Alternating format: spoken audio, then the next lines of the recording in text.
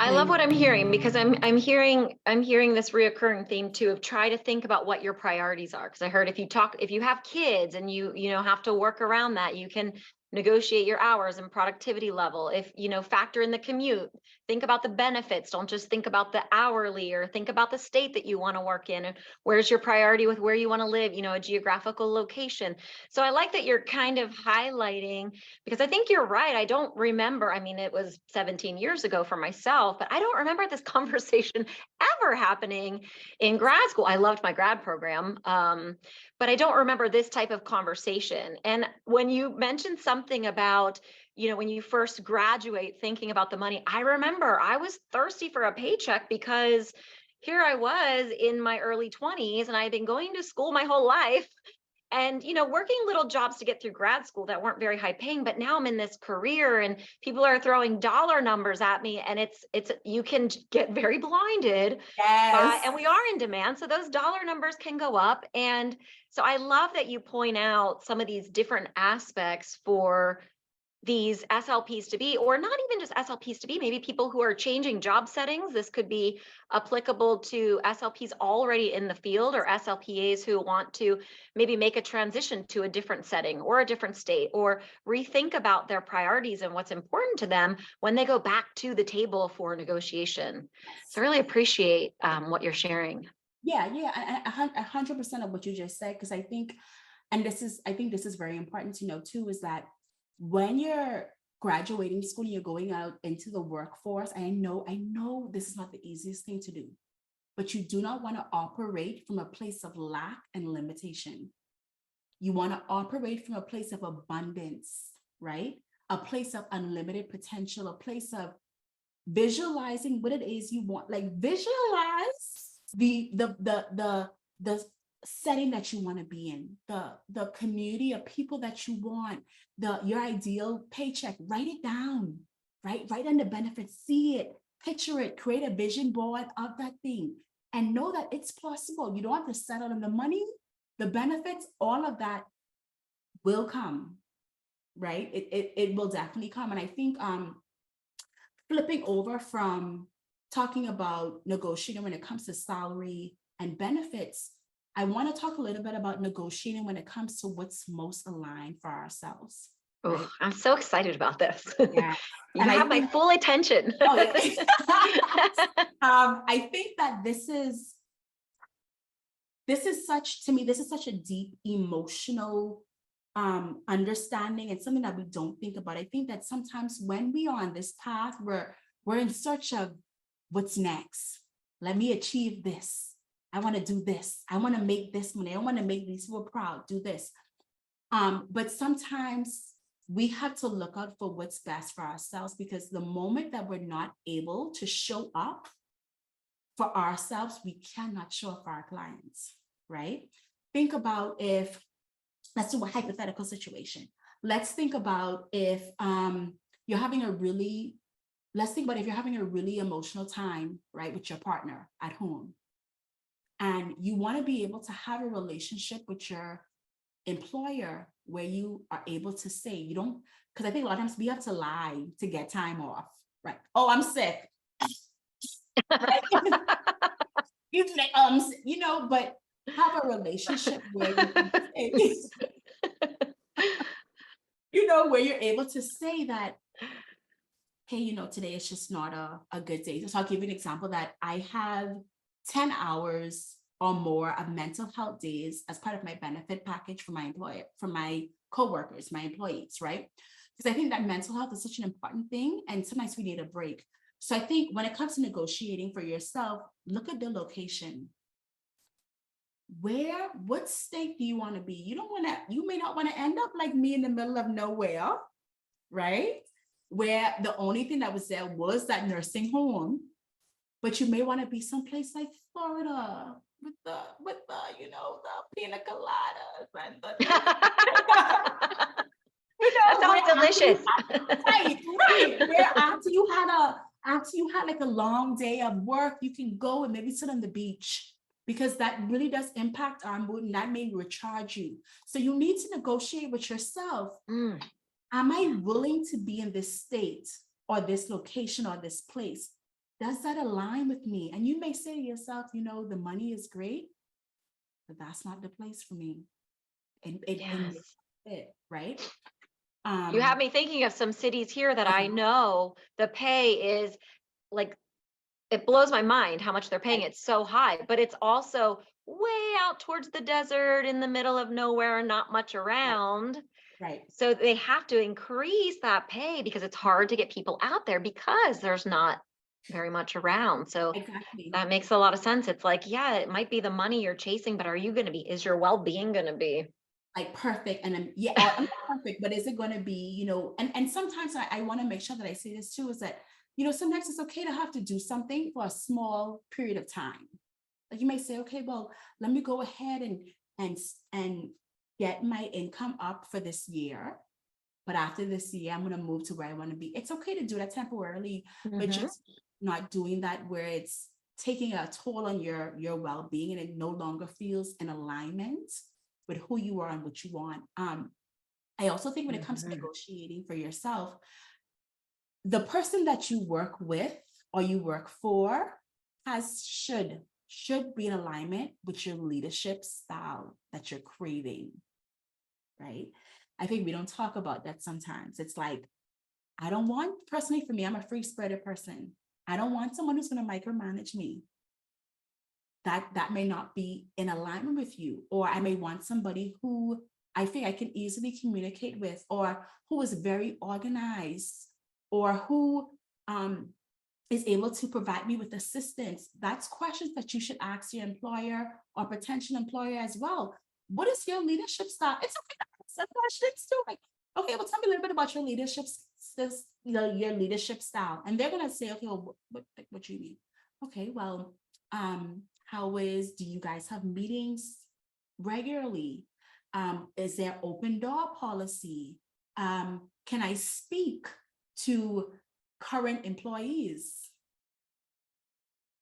You know, that's also something that you can do as well. You can also ask to speak with someone who currently works at that job, and that could be part of the negotiation as well when it comes to yourself. Yes. Mhm. I think that's a big thing. And you say you're in a school, Stephanie?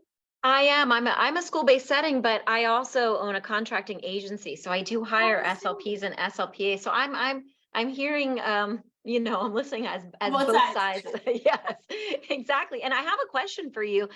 Yeah. This has kind of come up for me as I'm listening. What would you say to, because we're both employer, so we can sit on the other side of the table, but what would you say to these new grads as they're going in? The idea of negotiation Yeah. might sound intimidating, or they might feel they lack confidence to show up, or not have the necessary words to be able to communicate. How would you speak to that individual who might, see this as a very nervous place to be? Mhm. So the first place I would start is just with the self, first of all, and saying that I have the right to ask questions and to ensure that this is the right fit for me. And I can ask the questions in a very appropriate, respectful manner, right? Mm. And I think that even at the, like, typically at the end of the interview, they'll say, we'll typically say, you have any questions for me? That's your Yeah. opportunity to ask your questions. Yes. And Yes. one thing I would recommend too is also maybe having someone else, like a person, an SLP that may have been in the field a little bit longer than you, have them review your questions to make Mhm. sure that maybe it's worded respectfully and correctly, or that you're covering all of your bases. That's the approach that I would take with that. Yes. Oh, I love that. Okay, Elan, you are filled with so much wisdom on this topic. I'm loving what I'm hearing about alignment, and make sure that, the company lines up with you and it feels right. Make sure the state that you're working in feels right. And these are all things to think about when you're negotiating that contract. We're talking about benefits, salary versus hourly. You touched on so many points, and I'm sure there's even so much more to this than what we're able to get to in our time today. But I want to ask you, if people do want to reach out to you as a resource, or to learn more about you or what you're doing, and you also have a private practice, maybe you could be their next future employer, where can people go to find you? Yeah, so I have a few different contacts. So you can reach me at my email at thespeechtoolbox@gmail.com. I also have a personal website called My Mindful House that kind of encompasses everything that I am, which is www.mymindfulhouse.com. And then our biggest thing we have right now is we're starting a new business called Secure that provides identification cards and bands for individuals with specialized needs. And that's a big way that you can reach out to us as well, which is at support@securesc.com. So I have three. I love that. Mhm. Awesome. And I know you're on Instagram because I'm following you on the Yes. Speech Toolbox. It's at the Speech Toolbox. Yep, that's Yes. me. Yes. So we'll make sure we have all of the websites and links and everything you just mentioned. We'll put that in the show notes so that people can also just kind of click and go. We are so grateful for you. I know I'm going to be seeing you in the fall. I'm going to be reaching out for that coffee in Charleston, South Carolina. And I can't wait I love that you're into manifestation and visualization and just alignment, all of these things. It's just so exciting. And I love that you touched on not just the external things that we need to think about, but the internal things that we need to think about as well that are so very important in the process. So thank you so much for being here and for sharing with everybody here today. Thank you so much. Thank you guys so much for having me. It was an absolute pleasure.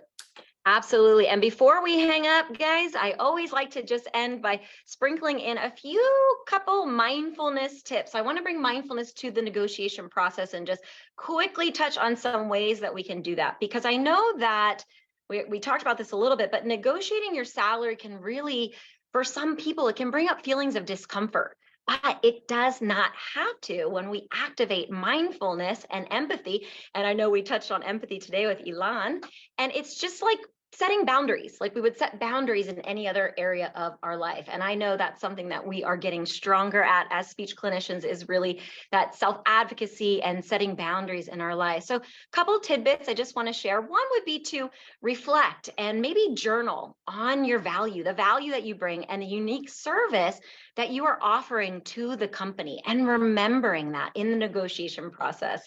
I want you to think about, recognize, and process your emotions that you're having before you have that negotiation conversation. And I want you to remember, it's not personal. Don't take anything personally. I want to invite you to think about that. So whatever emotions you're having before you go into that conversation, just recognize it, name it gently, allow it to move through you with some breathing exercises, and then move on into the conversation. And again, those couple deep breaths that you can take before the conversation starts, the neuroscience shows that that can really begin to relax your nervous system.